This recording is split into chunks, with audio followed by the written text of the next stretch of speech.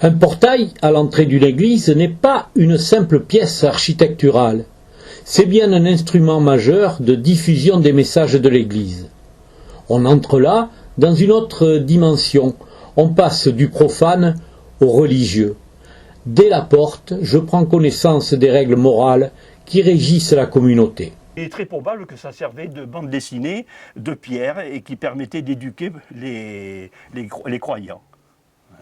Quand il rentrait, le curé expliquait, il y avait quoi où il Alors ça on ne sait pas.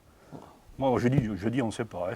Peut-être qu'il disait, voilà, il y a le bien et le mal, parce que l'art roman c'est toujours entre le bien et le mal, l'air, la terre, le feu, l'eau, il y a toujours une opposition. Hein.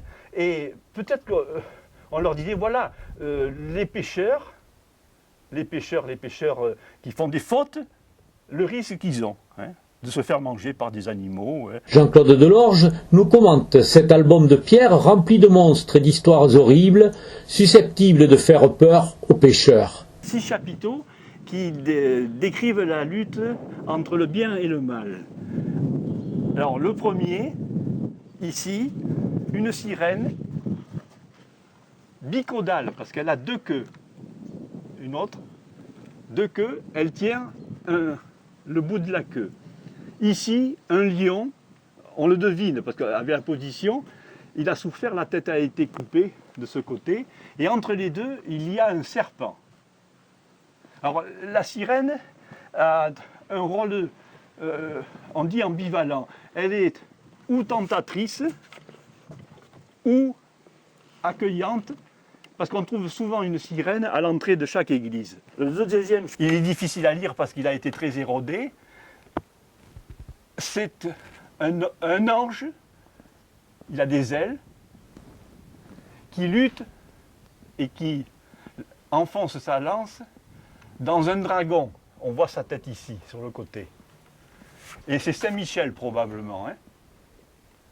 Alors lutte encore contre le mal, parce que le dragon représente le mal. Le troisième chapiteau, la tête du centaure, le corps d'un quadrupède, il tient un arc avec une flèche, il tire l'arc vers un oiseau, c'est une sirène oiseau qui est posée sur le postérieur du quadrupède. Alors le centaure ou le sagittaire, on dit le sagittaire qui vise une sirène oiseau, encore le mal. Ici, 2 lions, alors il y en a un éclairé, l'autre dans le coin de la porte, et il mord la tête de 2 hommes, ici. La tête est dans la gueule du lion. On dit que ce sont des lions androphages, qui mangent un homme. Donc le lion a un rôle punisseur. Il mord quelqu'un qui a dû pécher. On passe de l'autre côté. Ici, c'est Samson.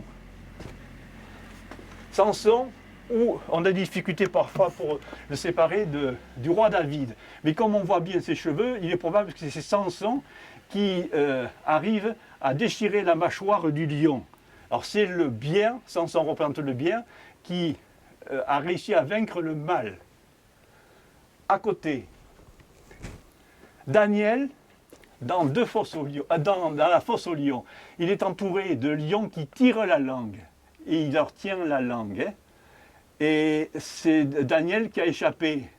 On l'avait jeté dans une fosse aux lions pour être mangé, et les lions sont restés tranquilles, et il a réussi à sortir de la fosse indemne. Donc il a réussi à vaincre le mal. L'homme qui porte un énorme poisson, on peut l'appeler, on l'appelle le piscifère. Alors autrefois on disait que c'était Tobie qui portait un gros poisson sur son épaule, et ce Tobie avait enlevé le foie du poisson pour guérir la cécité de son père.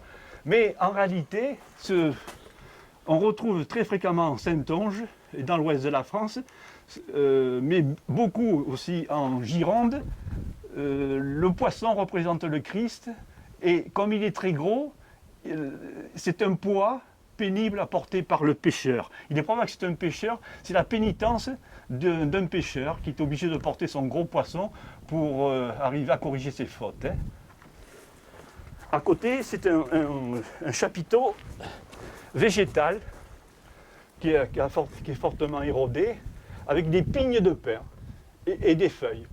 On dirait des feuilles d'acanthe crénelées. Désormais, vous savez interpréter les décors de l'église de Courpiac, cette petite commune de l'Entre-deux-Mers.